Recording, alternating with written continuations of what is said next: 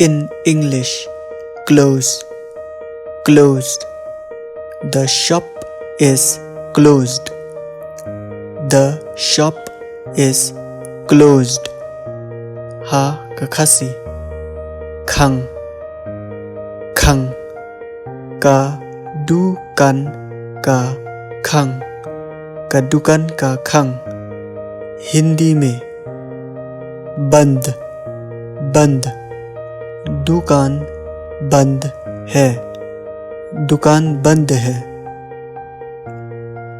Another meaning of the word close. My friend stay close to me. My friend stay close to me.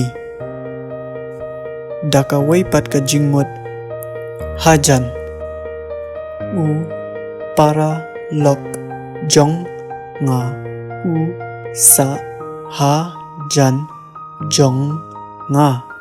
Uparlok jonga उसा HAJAN jonga. शब्द का दूसरा मतलब नज़दीक, नज़दीक. मेरा दोस्त मेरे नज़दीक रहता है. मेरा दोस्त मेरे नज़दीक रहता है.